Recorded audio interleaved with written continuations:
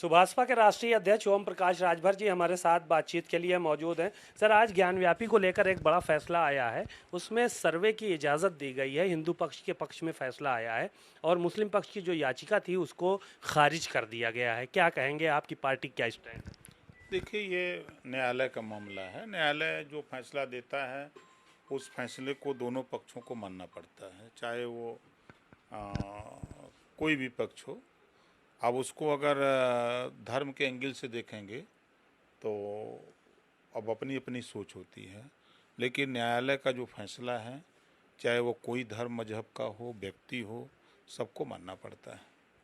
तो ये माना जाए कि जो फैसला अभी जो है वो आरोप तो तमाम उलेमा तमाम लोग जो है वो लगा रहे हैं कि मुख्यमंत्री का जो बयान आया था उसके बाद काफ़ी ये था कि शायद न्याय नहीं मिल पाएगा इन लोगों को, तो इस तरह की भी चर्चाएं हैं।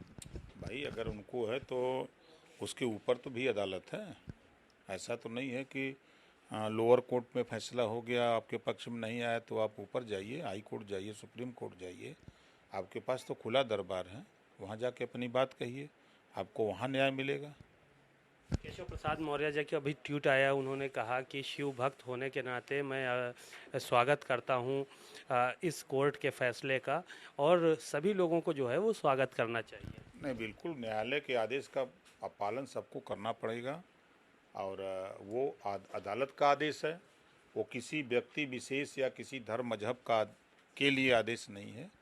न्यायालय को जो साक्ष्य मिला होगा उस साक्ष्य के आधार पर न्यायालय ने फैसला दिया। स्वामी प्रसाद मौर्य बयान दे रहे हैं, कह रहे हैं कि जो लोग मस्जिदों में मंदिर खोज रहे हैं, ऐसा ना हो आने वाले समय में मंदिरों में बौद्ध मठ खोजे जाने लगे और चारों धाम जो हैं उनको भी वो दावे के साथ कह रहे हैं कि ये बौद्ध मठ थे। देखिए, निराशा और हताशा जब ये सत्ता में नेता लोग रहते हैं, जैसे मौर्य जी 4 बार बहुजन समाज पार्टी में सत्ता में थे, तब ना उनको बौद्ध धर्म याद आया, ना इस्लाम याद आया, ना हिंदू याद आया, ना रामायण याद आया, ना गीता याद आया। फिर बहुजन समाज पार्टी की सत्ता से जब बेदखल हुए तो फिर इन्होंने भाजपा ज्वाइन किया। 5 साल जब मंत्री थे तब ये बातें नहीं याद आई। अब सत्ता से बाहर रह करके समाजवादी पार्टी में हैं। समाजवादी पार्टी के 3 नेताओं को हम देख रहे हैं। अखिलेश जी का बयान है कि 80 सीट जीतेंगे। शिवपाल जी का बयान है कि 50 सीट जीतेंगे। अभी कल या परसों उनका बयान ऐसा आया। और मौर्य जी का है कि जब तक समाजवादी पार्टी को रसातल में नहीं पहुंचा देंगे तब तक हम इसी तरह बयानबाजी करते रहेंगे। तो ये उसको जो है वो गर्क करने के लिए इस तरह का बयान दे रहे हैं, पार्टी को गर्क करने के लिए। आपने देखा कि जब चौपाई पे बयान आने लगे तो समाजवादी पार्टी में 2 गोल हो गई, मुखर होकर के आपके सामने मीडिया पे भी आके लोग बोले। ये मैं नहीं कह रहा हूँ, लोग मुखर होकर के पार्टी के उनकी पार्टी के जो नेता थे आपके चैनल पर आके कहे कि मौर्य जी के खिलाफ ओपन हो गई बगावत। तो उसी समय से ये बात तय हो गई कि प्री प्लानिंग मौर्य जी को वहाँ भेजा गया है कि जब तक समाजवादी पार्टी को रसातल में न पहुँचा देना तब तक इधर, जैसे अभी नहीं रहे हैं कि अभी किसी चैनल पे मैंने सुना कि भाजपा में जाने की तैयारी है, बेटी पहल कर रही है, इस तरह का हमने सुना।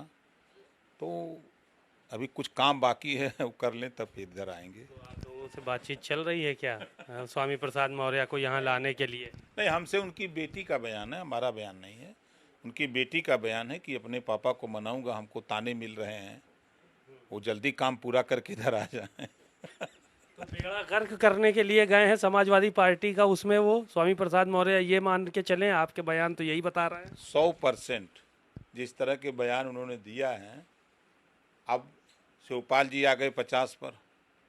30 सीट हमको अंदाज है कि 10 दिन में ही 30 सीट हार गए। 10 दिन में 30 सीट हार गए, 50 पर आ गए। अब आगे देखिएगा कितना बयान आता है, फिर हम बताएंगे कि अब कितना रहेगा।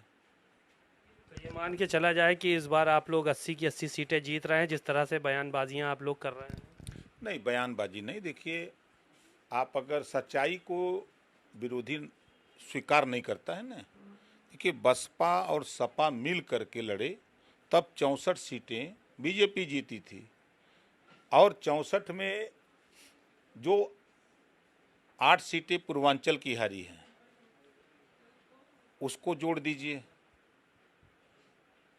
खाली उसी को जोड़ दीजिए। उसके बाद स्थिति जो बनी है, समाजवादी पार्टी दिन प्रतिदिन कमज़ोर होती जा रही है। जितना ये लोग दावा ठोक रहे हैं, जितना ये बोल रहे हैं, हमके माननीय शिवपाल यादव जी जौनपुर गए तो कितना अति पिछड़ों को जोड़ दिया, कितना अति दलितों को जोड़ दिया। वही सपाई जो समर्थक हैं वही आते हैं, नारेबाजी माला पहना दिए, भाषण सुन लिए। मैंने देखा कि मऊ में चौहान सम्मेलन था, आजमगढ़ से यादव गए थे, मऊ से यादव आए थे, बनारस से यादव आए थे। भाषण देने वाले यादव और 2-4 उनकी पार्टी के चौहान भाषण दे रहे थे, और था चौहान सम्मेलन, और वहाँ 2-4 राजभर को चौहान बना दिया गया कि तुम भाई राजभर जी चौहान बन के भाषण दो। राजभर जी आप बात कर रहे हैं, जहूरा बात कह रहे हैं कि एक बार प्रचार करने की ज़रूरत पड़ेगी हमको, खाली राजभर जी की सीट भी हार जाएंगे वो अपन सीट बचावें, आपन सीट बचावे बदे वो समाजवादी पार्टी ज्वाइन किए ना। प्रगतिशील समाजवादी पार्टी बनाए थे ना, समाजवादी पार्टी से विरोध करके पार्टी बनी थी ना। ताकत थी तो फिर सपा के सिंबल पे क्यों लड़ा चुनाव आपने? आपको भय सताने लगा, डर सताने लगा कि कहीं हम हार न जाएं। इस भय और डर की वजह से ना समाजवादी पार्टी के सिंबल पर लड़े। ओम प्रकाश राजभर भी तो पार्टी है।